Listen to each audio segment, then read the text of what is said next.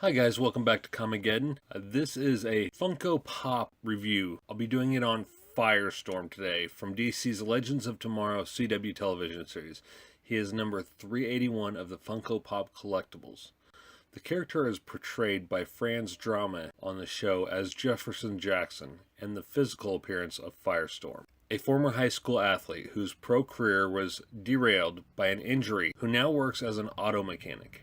He serves as the other half of the character Firestorm with Martin Stein. The producers decided to create Jax as the other half of Firestorm to have him be someone in his early 20s and different from Ronnie's Firestorm, bringing comedy and camaraderie with Stein. The character was first introduced on The Flash. The Firestorm character was originally portrayed by Robbie Amell until The Flash Season 1 finale, where the character of Ronnie Raymond died, but whose body was never recovered. In the comics, Firestorm debuted in Firestorm the Nuclear Man #1 from March 1978 and was created by Gary Conway and Al Milgrom. The history of Firestorm is a lengthy one, so for the sake of this video, I'll simplify it and possibly go further into detail during a Comigeddon Origin someday. If that's an episode you'd like to see, let me know in the comments and I'll try to fast track it. High school student Ronnie Raymond and Nobel Prize winning physicist Martin Stein were caught in a nuclear accident that allowed them to fuse into the Nuclear Man Firestorm. Due to Stein's being unconscious during the accident, Raymond was prominently in command of the Firestorm form, with Stein a voice of reason inside his mind, able to offer Raymond advice on how to use their powers without actually having any control over their dual form. The second form of Firestorm was Ronnie Raymond, Martin Stein, and Mikhail Arkadin. When Conway left the series in 1986, John Ostrander, with artist Joe Brozowski, began writing the Firestorm stories. Ostrander sought to make Firestorm more relevant to the world and a good deal grittier. His first major story arc pitted Firestorm against the world. As a hero, acting on a suggestion from a terminally ill Professor Stein, demanded that the United States and the Soviet Union destroy all of their nuclear weapons, similar to what Superman did in Superman 4: The Quest for Peace. After tussles with the Justice League and most of his enemies, Firestorm faced off against the Russian nuclear superhero Pozar in the Nevada desert, where they had an atomic bomb dropped on them. A new Firestorm resulted a fusion of the two heroes.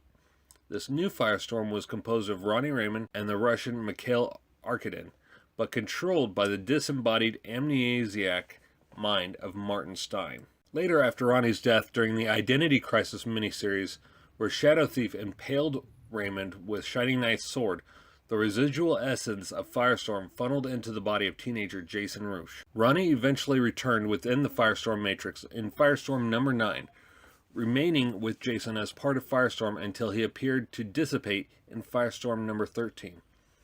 Eventually, it was revealed that Jason could merge with someone as Firestorm by simply making eye contact with them during transformation. Though Jason does not make an appearance in DC's Legends of Tomorrow, a new character by the name of Jefferson Jackson, or Jax as his friends and teammates call him, does feature much of Jason's background in the comics. Stein exhibits symptoms that the Firestorm Matrix has become unstable without a partner, after Ronnie Raymond dying at the end of Season 1, endangering Stein's life. The team searches for a likely candidate among people who have been affected by the dark matter explosion, in a similar manner to who also possess the same blood type. Jax ultimately becomes the new partner. A former high school football star like Ronnie in the comics, Jax was injured by the particle accelerator explosion, ending his collegiate career before it started.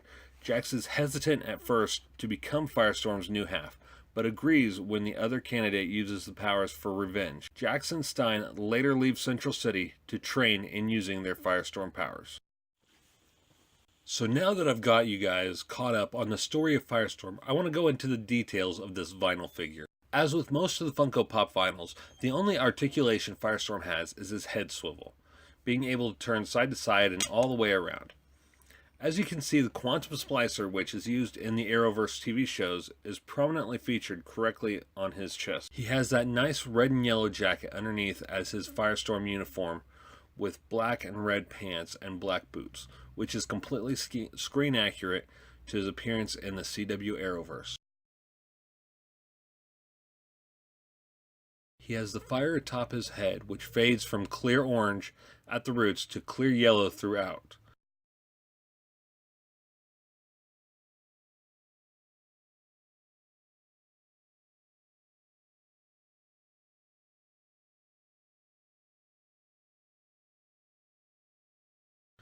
He also holds 2 of the same designed fireballs in his hands, again made out of the transparent colored plastic. The detail on this character is just amazing.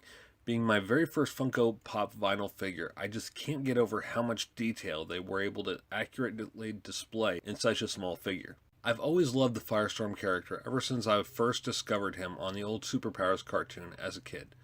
The 1980s action figure was probably my favorite of the entire toy line, and I had them all, along with all the vehicles and the playset. So when I saw this figure at my local Target, and being the only one of him that was there, I had to have it. Overall, it's a great figure.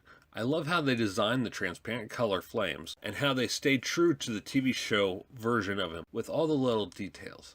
I can't wait to get more Firestorm Funkos. I mean, there are just so many to choose from now, and I'm glad Firestorm was my first. He's definitely made me into a Funko Pop vinyl collector.